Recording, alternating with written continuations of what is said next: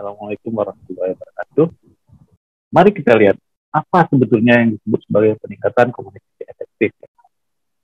Pada penelitian di Amerika dikatakan bahwa kejadian sentinel event itu 90% penyebabnya adalah komunikasi. Dan 50% terjadi pada saat serah terima informasi pasien. Jadi informasi itu kan biasanya nanti serah terima ini kira-kira apa saja yang dinilai dalam elemen sasaran keselamatan pasien berdasarkan komunikasi efektif ini adalah yang pertama read back. Setiap instruksi harus kita baca ulang sehingga tidak salah pengertian.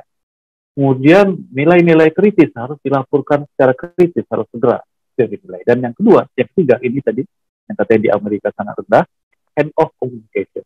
Jadi istilah kita overrun. Overrun itu dari dokter ke dokter berikutnya, dokter jaga ke dokter jaga itu masih ya, ini faktor yang dilihat. Dan kalau kita lihat komunikasi efektif yang dinilai dalam keselamatan pasien ini sebagian besar adalah komunikasi antar kita internal. Jadi antar petugas dengan petugas, dokter dengan residen, dokter dengan perawat dan petugas-petugas yang lainnya.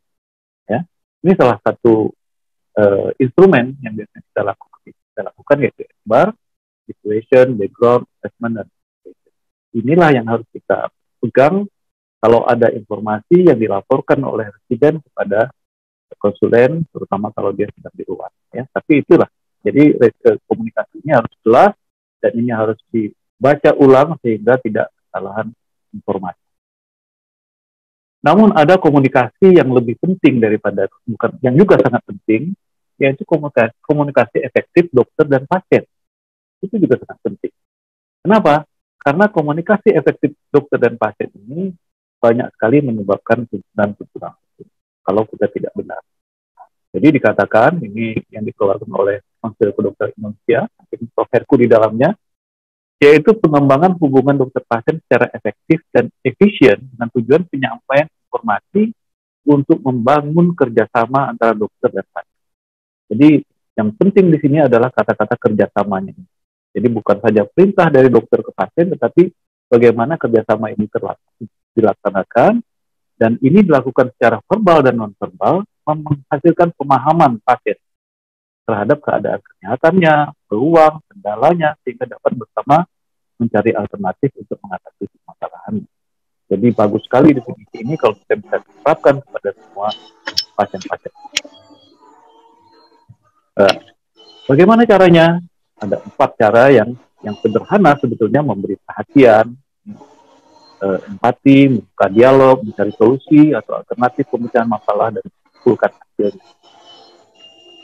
Ya, ini Hippocrates, ya, guru kita, guru para dokter seluruh dunia, itu mengatakan bahwa dokter yang baik itu adalah dokter yang memberikan waktu untuk berbicara dengan pasiennya tentang bagaimana kondisi sekarang, apa yang terjadi sebelumnya, dan apa yang akan terjadi berikutnya. Jadi oleh sebab itu, Wurtz mengatakan, dengan kondisi ini, sebetulnya kita harus merubah dari apa yang selama ini disebut sebagai doctor-centered communication menjadi patient-centered communication. Dan waktunya sebetulnya tidak lebih lama asal kita ingin melakukan penelitian. Dalam buku ini juga dikatakan ada 4 langkah komunikasi yang sederhana, yaitu tadi, sapa dan salam, ajak bicara, jelaskan, dan ingatkan. Maksud ingatkan di sini adalah kita harus mengingatkan kembali poin-poin tertentu yang harus dilakukan oleh pasien dan harus yang akan kita lakukan. Ya, dokter. Ini adalah contoh-contoh komunikasi yang kurang baik, yang kurang efektif. Yang pertama itu dikatakan pasien tidak mengerti karena dokter selalu malas ngomong. Setelah anamnesis singkat, dia langsung tulis resep, tulis order, kemudian selesai. Sedangkan yang kedua ini, dokter tidak memberikan kesempatan untuk bicara. Jadi kalau yang pertama malas ngomong, ini malas mendengar. Padahal pasien butuhnya kadang-kadang justru ini. Yang ketiga, pasien merasa tidak dipahami atau diperlakukan semata sebagai objek. Pasien ragu apakah ia mematuhi anjuran dokter atau tidak. Selanjutnya pasien memutuskan untuk pergi ke dokter lain untuk mencari second opinion.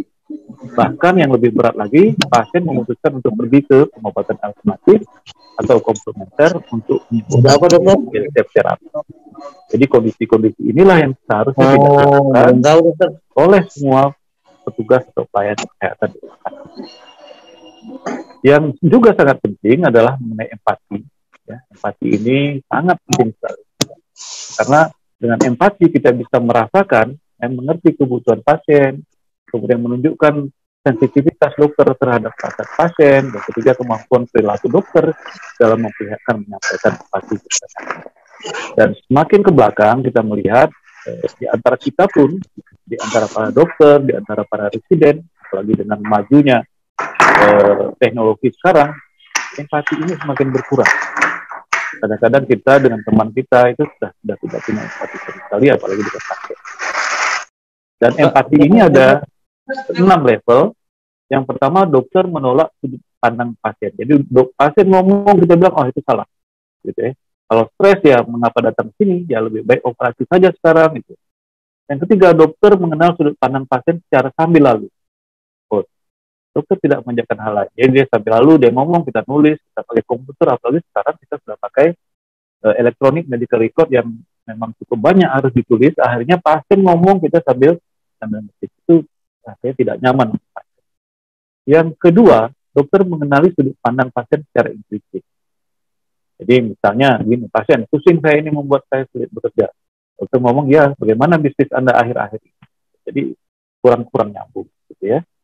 Nah, ini adalah level yang diharapkan, dokter menghargai pendapat pasien, dokter mengkonfirmasi kepada pasien, dan dokter berbagi perasaan dan pengalaman dengan pasien. Kadang-kadang tidak jarang dokter pun harus bercerita yang kira-kira dapat mengimbangi perasaan pasien.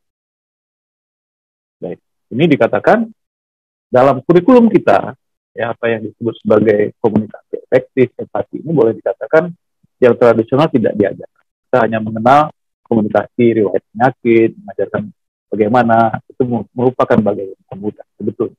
Yang paling sulit itu sebetulnya di sini. Kita harus mengajarkan kepada mereka tentang berkomunikasi dengan pasien, terutama dalam hal mendengarkan secara aktif.